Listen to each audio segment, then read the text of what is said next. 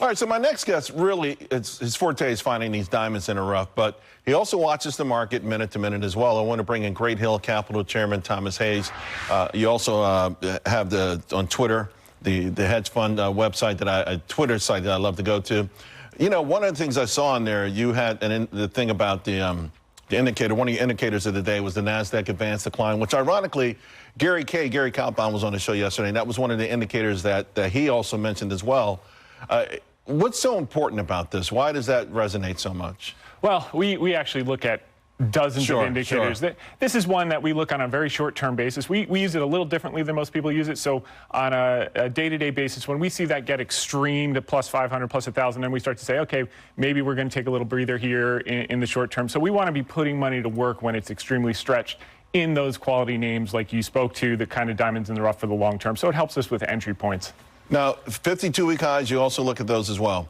Are you looking for, is that a momentum gauge as well to a degree? Well, what we're trying to find is a broadening of the market to understand the health of the market. Okay, so when we see more companies making new highs, we're starting to see more participation across many different sectors. That gives us confidence to generally allocate money. But then we take the other side where we look for what hasn't yet moved and what's right. That's what I'm saying. Yeah. It's interesting. So you like the idea that more names are moving, greater confidence, rotation, broadening of the rally. But you also are looking at these names who are not necessarily participating in that yet. Yeah. What's next? Where's the puck going? Not where it is. So we know the puck is moving, but where's it going next? And we don't like chasing shiny objects, as you know. We kind of like going to the places where no one's looking, and then we get involved. And then when everyone gets excited about it, that's when we start peeling Let's talk about a couple of them. You like Boeing here. You've actually started buying around $80. Yeah, you know, this is the least amount of analysis we've done in a long time. This wasn't a hard one. This thing sold off pretty hard the last 2 weeks. We bought a little bit in the high 179s, a little bit in the mid 180s. Our base is 183. Got up to like 190 and change. Now they just downgraded the credit today, of course, Murphy's Law. But, you know, at the end of the day, they delivered 528 planes last year. They've got a 5,600 backlog. So if you're Southwest, you can say, oh, we're going to Airbus, but you're going to be waiting 20 years for your next new plane. You know, I had this as a never sell stock for 10 years, and then those back-to-back disasters. My first red flag was the way management handled it. Yeah. It was almost almost indifference. It was really cold-blooded. Yeah. This was a $383 stock. So, I mean, you say, you know, if Boeing themselves, they put on their website, what I love is like over the next 20 years, X amount of planes are going to be, there's going to be like 50 cities we never heard of, and most of them in China, right? The demand is there. It's just the execution. Yeah.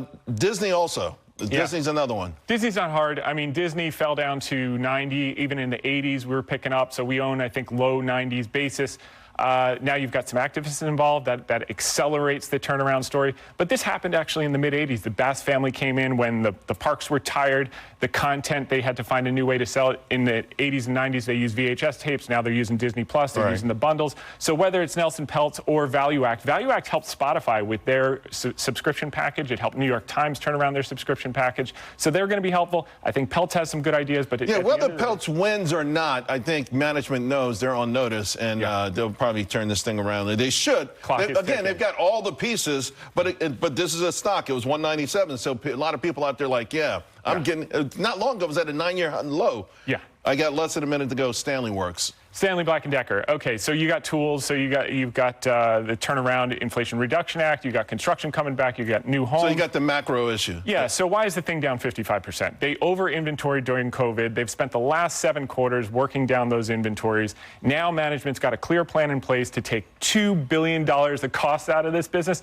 The same management team. Yeah. They are ahead of schedule. Okay. They've taken $1 billion out. They're going to have $2 billion by 2025. That's $13 a share.